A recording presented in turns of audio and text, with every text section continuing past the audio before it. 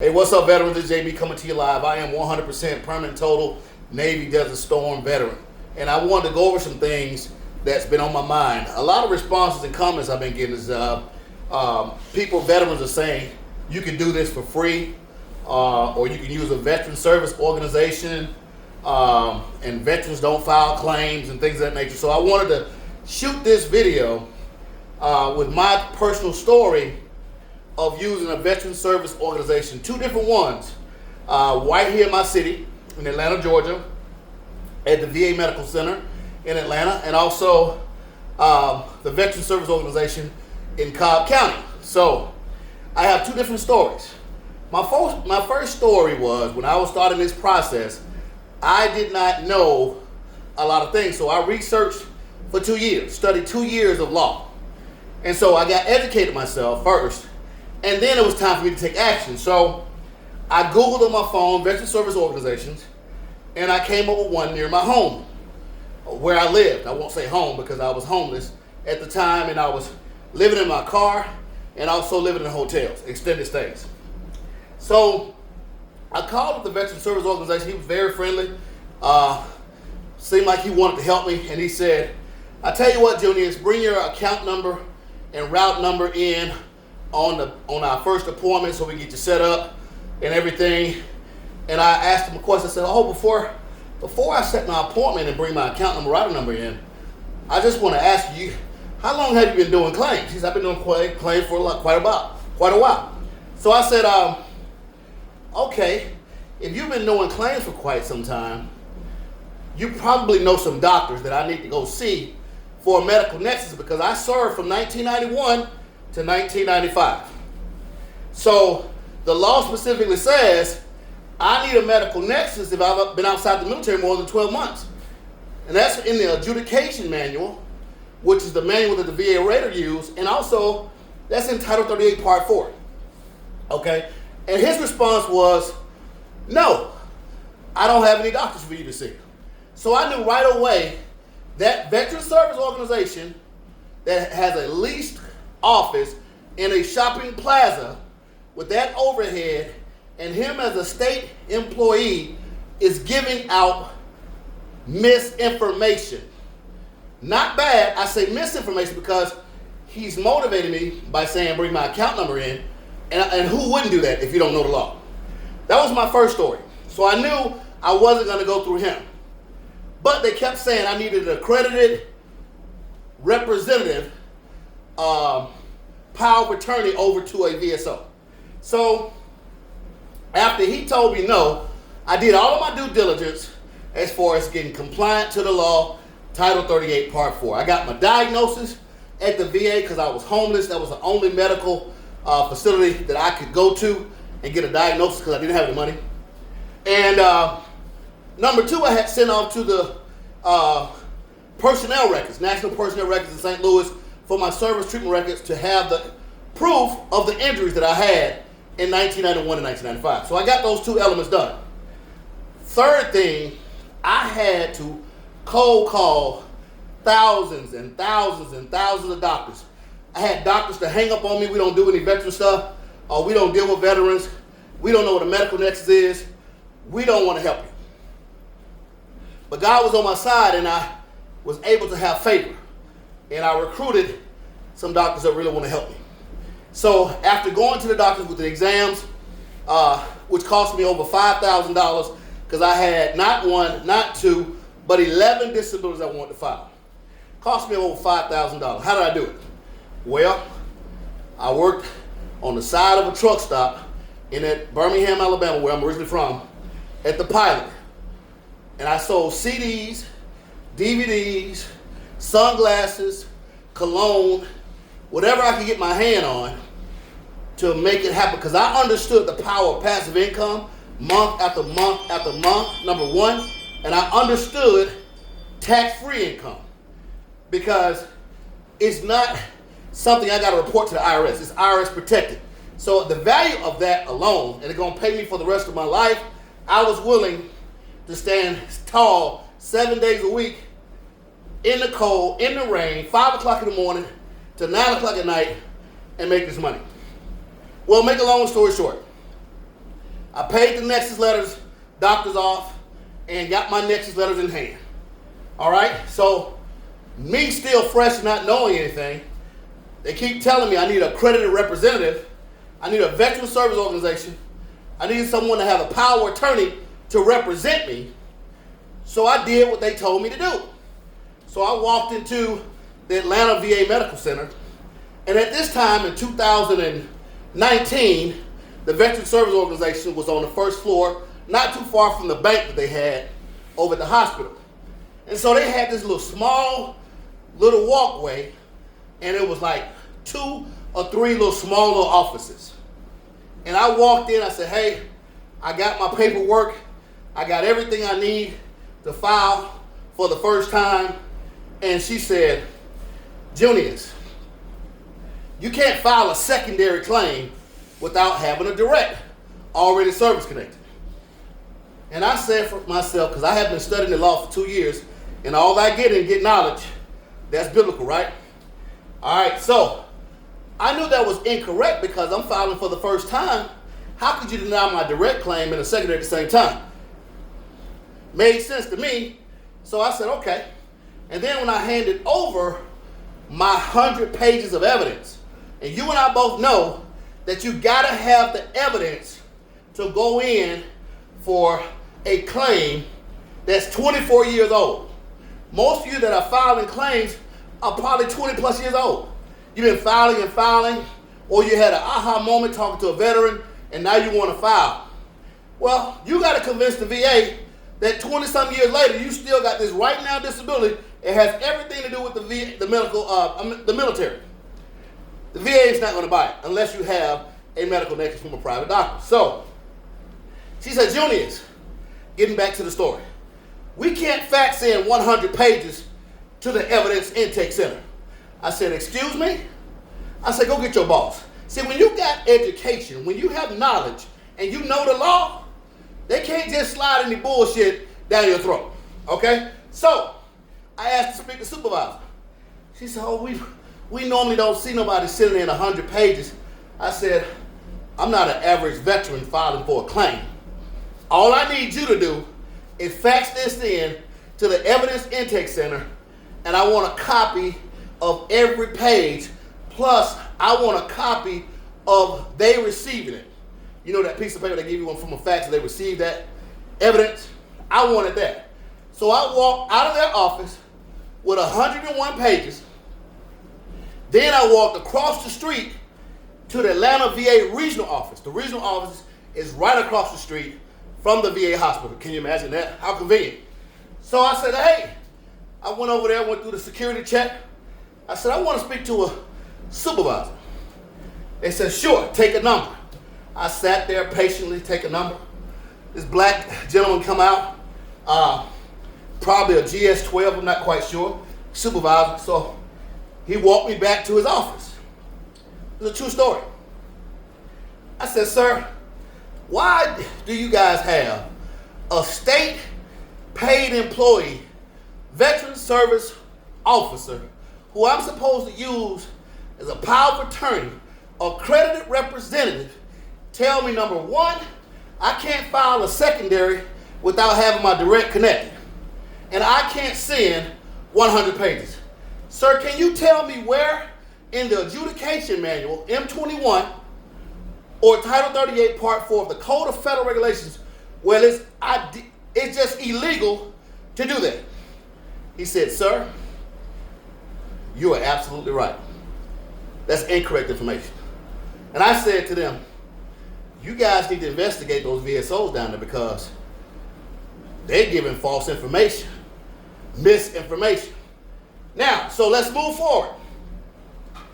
Now, I submitted my claim November 2019.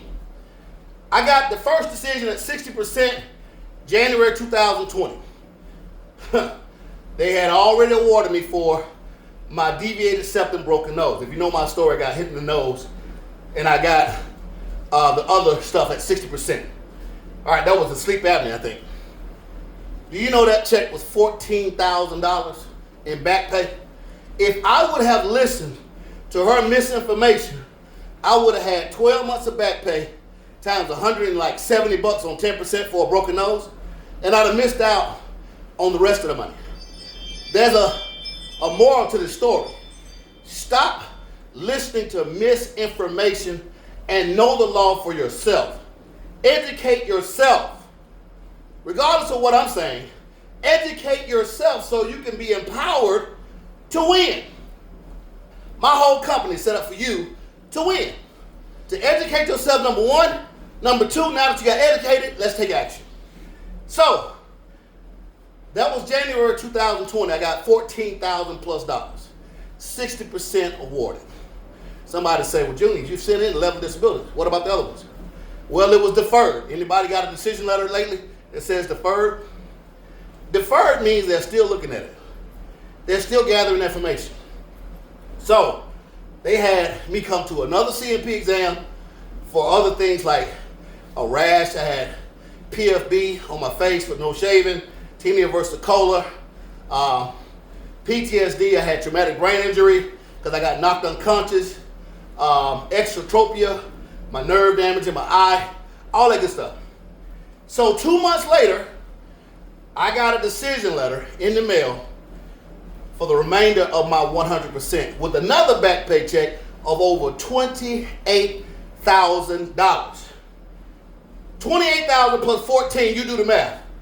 That's over $43,000 that I wouldn't have gotten if I would have listened to a veteran service organization, a VA accredited employee that you guys love so much. Who is this check benefiting? Me, or you, the veteran, or the VSO? Are they going to pay your lost benefits when you listen to misinformation? In fact, I called the 1-800 number, 1-800-827-1000. Got on the phone with a live agent. You know, you got to put in your address, your date of birth, your branch of service. Somebody got on the line, said, congratulations! Really loud on the phone. I'm like, man, why are you yelling? He said, we don't see this often. I said, what do you don't see often? You got 100%. You're 100%. Congratulations. I said, okay. I got 100%. Do I have permanent total? Because, see, I knew the law. Let me check. They came back. You got permanent total, sir. 100% permanent total. Now, I go back to my decision letter, because you can go online and look at your decision letter before you even get it. I went and looked online, saw it, and then I wasn't really sure, so I drove all the way over to the Atlanta VA Medical Center, to the regional office, and I asked them to print out my decision letter. They printed off. First decision, 60. Second decision was the remainder of the 100. It was confirmed. Now, I looked on the decision letter. It says, your veteran service organization gets a copy too. So guess what, guys? Ask me, did I get a phone call from the veteran service organization that told me, no, you can't file a secondary before direct, that told me I can't file 11 disabilities at one time, and the other guy in the office plaza, did he call me, the one that asked me to bring in my account number, route number? No. The answer is absolutely not. Why do we need to deal with them? Tell me that. Because they're giving out misinformation. That's why the system is broken, number one. Tell me why we need them. Only to fill out paperwork. That's the only reason why they're there. Because none of them are empowered to give you access to board certified doctors to link it with the medical nexus and DBQ. All they're going to tell you is how to fill out your form on a 21-526EZ if it's an original claim, or you're filing that claim to do an increase on the existing rating. Or they're helping you fill out the form 21-4138, a statement of support of claim. That's all they're doing, and signing their name as a VSO. Nobody calls you and say, congratulations, you got to call them. So, in answer to all you guys questioning, why should I use a paid person instead of free, doing it myself? Or two, using a veteran service organization or VFW, DAV. This is my personal story. Nobody called me. Nobody gave me a doctor. Nobody had any resources other than telling me what I could not do and faxing that paperwork over to Janesville, Wisconsin, to the Evidence Intake Center. Ladies and gentlemen, they backdated my check from November 2019 to an effective date of November 18th, 2018. So as of today, in 2025, I have been paid 7 years almost, going on in November. 7 years, 100% permanent total because I took action. See, my definition of insanity is doing the same thing over and over and over again and expecting a different result. Exactly. Some of you are filing over and over again. Listen to misinformation from veteran friends, VFWs, DAVs, VSOs at the hospital, VA employees, and you won't even investigate Title 38, Part 4 of the Code of Federal Regulations for yourself. You won't even investigate anything that's worth millions of dollars. Now my property taxes in Georgia are discounted. Now my taxes on my vehicle didn't pay ad valorem on my first vehicle, on my truck. I get discounts all over the place, which is non-monetary things. Come on, dependent education assistance. If my wife, my future wife, if I get married, can go to college with a check in their name. If I was to have a kid, they're going to school with a check in their name to college. You cannot even quantify the money and benefits that's behind being 100% permanent total or having a high value claim. Stop letting VSOs fool you. Stop letting you reading online accredited VSO, got to fill out your paperwork. You can do it yourself after dealing with us. And New Life Insider program, we not only gonna guarantee that your claim is compliant to the law, but we're gonna make sure every step of the way in your process is done correctly. We're gonna make sure you know the law. Education is key first, and taking action step by step, locking on with somebody who was homeless, somebody who was destined, somebody who was motivated, somebody who was hurt, somebody who was homeless, suffering PTSD, didn't know where his first meal was gonna come from. Let me tell you this one last story, and I'm gonna finish this video. When I went to the VA and I told them I was homeless, they said, you need to call the homeless hotline. I said, okay. I said, what about my food? They gave me a list of charities that were giving away food at food pantries. Now, another thing, since I was homeless, I qualified for food stamps. Am I right? I went over to the VSO, to the VA hospital, to the psychologist that was giving me prescriptions for my PTSD. I said, I need to get some food stamps, and I need you to sign this form. You know what that psychologist told me?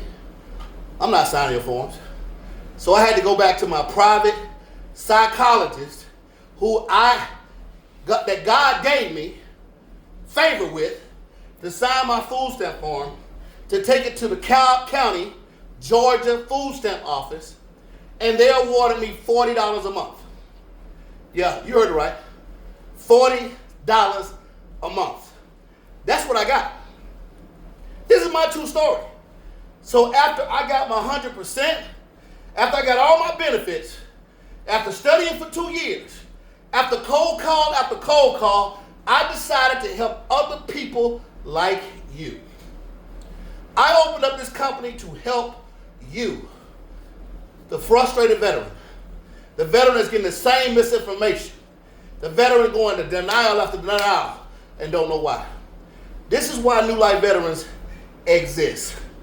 And what separates us, I want you to ask yourself, I don't care how many ads you see, how many YouTube videos you see, how many veterans train like me, And how many veterans can show you satisfied veterans who used our service time after time after time after time? I'll wait.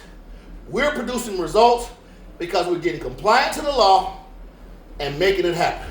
And if you're sick and tired of losing, if you're sick and tired of not making ends meet, and you're sick and tired of worrying about your retirement, it's not going to be enough, you have an unfair advantage and an obligation and duty and responsibility to yourself to get this done correctly this one last time. Thank you so much for watching. Thank you much for hearing my story. That's the true story, and that's why I started New Life Veterans.